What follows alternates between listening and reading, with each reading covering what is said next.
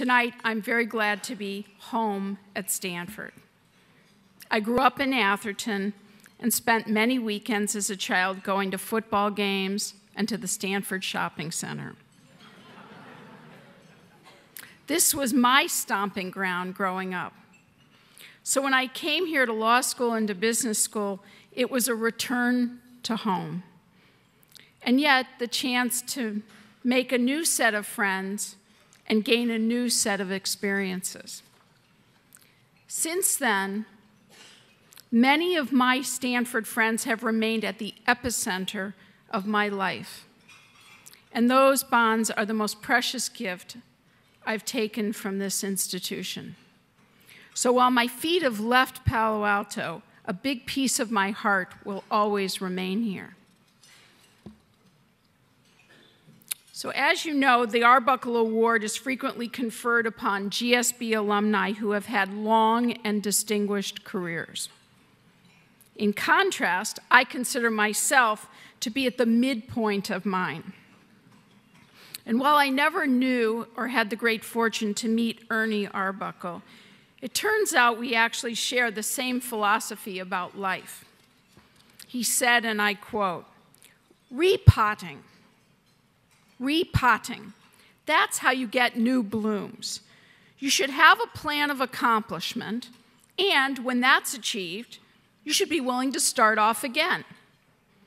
So while I'm deeply grateful for this honor, I am still repotting and hope that a good many adventures are yet to blossom for me. That said, the halfway point is a good time to look back, and this award has provided me the impetus to do just that. In the last 25 years, I've been very fortunate to start and grow a wide variety of businesses. My diverse professional experience simply would not have been possible without the education I received here at Stanford, both in an inspirational sense and a practical one. Ernie's spirit and influence are strong here. Among his many laudable qualities, he had a lifelong passion for learning and for gathering new experiences. I like to think a little bit of that rubs off on our students, and I know it rubbed off on me. For example, my favorite Ernie Arbuckle story is about why he agreed to be dean of the GSB. He said he took the job because he didn't know whether he could do it. I love that attitude. It's the same reason that I've taken on many challenges in my life, whether it was starting a senior living business, or a new real estate opportunity fund, or agreeing to chair the President's National Finance Committee. But of course, moxie alone will only get you so far. You also need skills. A big reason that I've been able to say yes to these and many other opportunities is that Stanford gave me a set of versatile, transferable skills that I use every day. So tonight, as I pause midway through my career, with pruning shears and a trowel in hand, I could not be more grateful for my Stanford education, for the tools it's given me that enable my professional and civic life, and for the inspiration rooted in Ernie's spirit to always keep growing and challenging myself. So I am deeply touched to receive this award in his memory. As I reflect on my life, I also realize the following. For me, the greatest satisfaction lies not in reaching the top of the mountain, but in the climb itself. In my civic life, I'm engaged in a climb involving two urgent and interconnected challenges: the need to improve public education in America, and the need to ensure that our workforce is prepared with the skills necessary for the jobs of tomorrow. These issues strike very deep strike a very deep chord in both my patriot's heart and my businesswoman's head. Let's put this in perspective. I was born in 1959, just 14 years after the end of World War II. The rebuilding of America's industrial capacity, our global technological leadership, and the baby boom helped our country advance. And our strong public education system allowed everyone to participate and compete on equal footing, regardless of their circumstances. But today, we live in a flat, interconnected world with an ever-changing global economy. Our country's economic future literally depends on our having a knowledge-based workforce equipped to continually learn and adapt. But as I'm sure you know and have read, we're falling short of the mark. In Chicago, we are facing a 54% high school graduation rate, a 5.5-hour school day, the shortest in the nation, and in our underperforming school system, 90% of the faculty are rated superior, and more than 3/4 are tenured and can't be let go. Imagine trying to run a business under those conditions.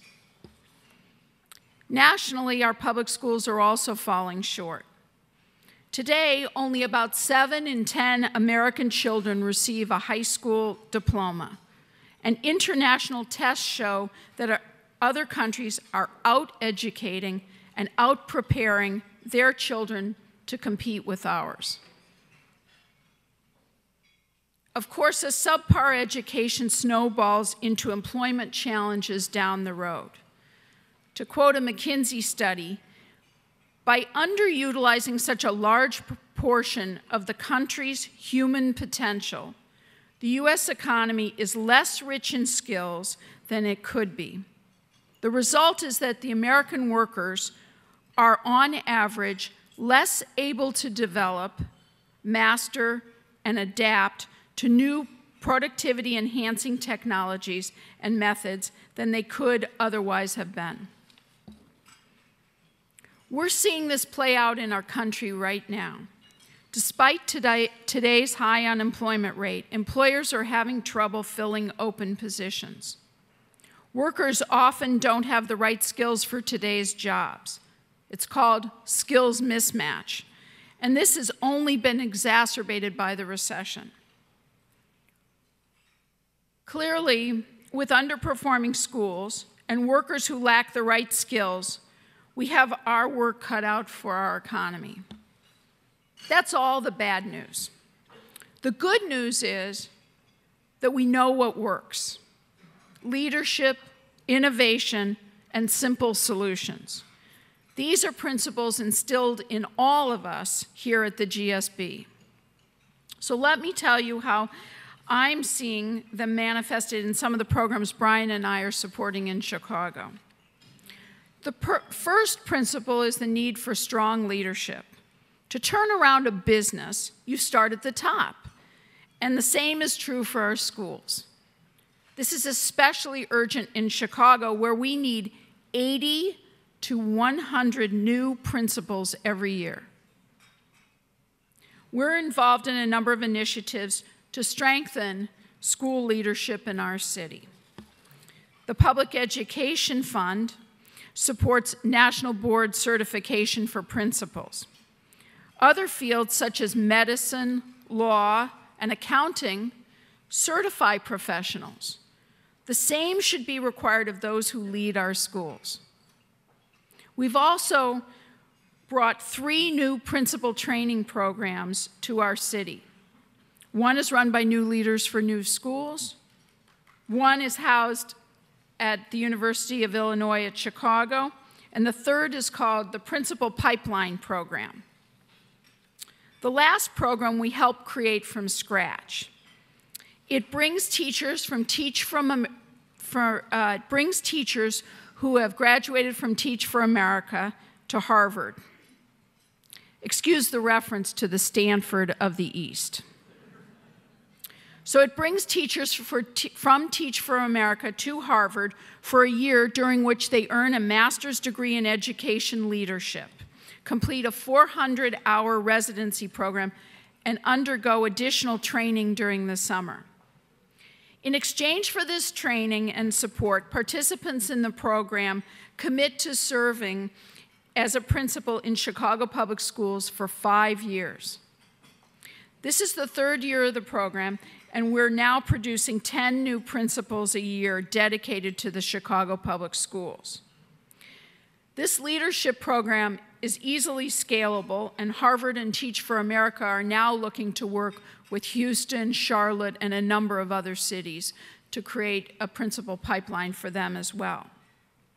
However, getting a good principal in the door is just the first step. We also have to ensure that they don't burn out. So working with the new Teachers Center, we're investing in a support structure for new principals, providing them with coaching and opportunities to continue to develop their skills. The hope is that with this mentoring safety net, we can keep principals enthused about the critical work they're doing in our schools. In any successful enterprise, getting the right leaders on board is job one. Investing in principal training is one of the most important things that we can do to improve America's public schools. Business principle number 2 is one that's near and dear to all of us at Stanford: innovation. If we really want to move the needle on public education, we need to back innovative leaders and help bring their ideas to scale. That's exactly what we're doing in Chicago with a growing network of innovative charter high schools called Noble Street.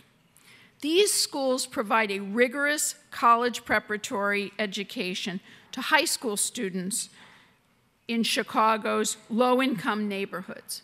95% of the students in these schools are on free or reduced lunch, meaning that they live below the poverty level. Admissions to these schools is by lottery. These are the same kids that come from the public system that only graduates 54% of its students. We opened our first campus in 1999, and with 10 schools today, we're now the largest charter high school network in the city. At Noble, high expectations are the norm. We cultivate in students the scholarship, discipline, and honor necessary to succeed in college and beyond. And if you'll allow me just to brag for 1 minute, our approach is really paying off. 89% of Noble students go on to college, and we're well on our way to preparing more than 2,000 of our alumni to graduate from college by the year 2020.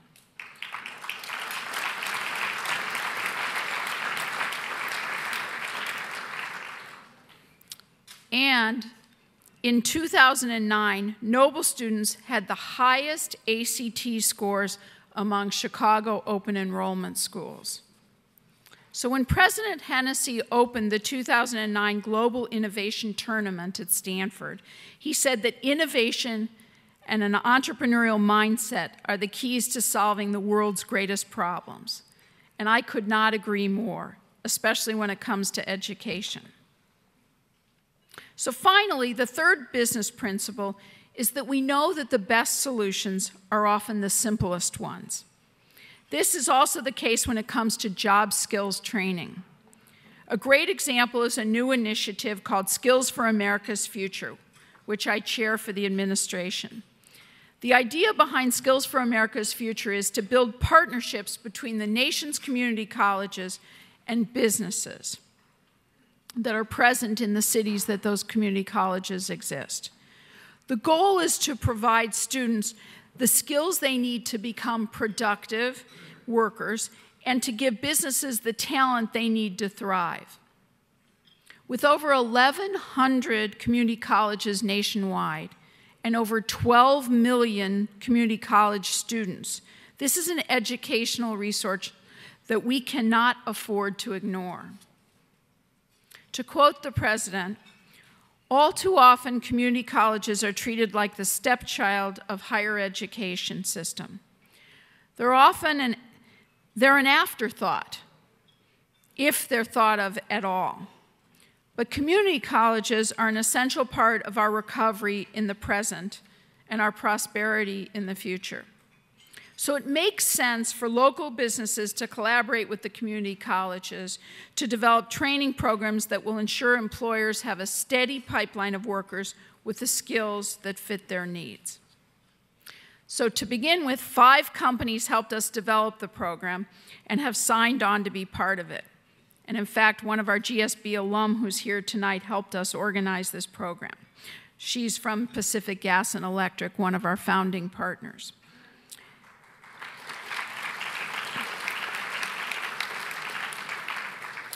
Accenture, The Gap, Pacific Gas and Electric, McDonald's, and United Technologies helped us form this program and begin the work, and now we're working with many more companies to partner them with their local community colleges. So Skills for America's Future is a win-win-win, one that will benefit students, businesses, and our country. It's a simple idea, and we hope it's a successful one.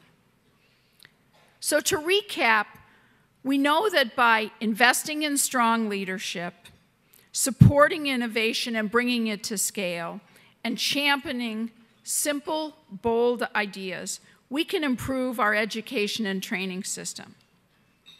This is not to say it's going to be easy. Illinois, like many other states, is broke. We've overpromised in healthcare and pension benefits. Yet we simply must invest in education, as well as put our teachers in a position to be evaluated regularly, to be paid for performance, and to be let go if they aren't delivering for our children. We must do it now, because the world is nipping at our heels. Indeed, we are at a crossroads in our country on the topic of education, and history will judge all of us by the choices we make as leaders in our community. We have a moral obligation to educate all of our children, and by that I mean all of our children. A quality education should not be a privilege that is doled out to the lucky few who happen to live in the right zip codes. It is a universal civil right. And as the saying goes, failure is not an option. If we don't educate our children so they can compete, our great American middle class will disappear, our country will develop an ossified class structure, our economy will decline, and our geopolitical influence will be lost to the countries that have taken on the responsibility to educate their young people. Ernie Arbuckle believed that the job of a business school is to train leaders, and so do I. As business people and as Stanford GSB grads, we're leaders, and we're good at execution. So let's roll up our sleeves and bring our collective skills to bear on solving these challenges in our cities across America. Thank you for your attention, and thank you very much for this wonderful honor.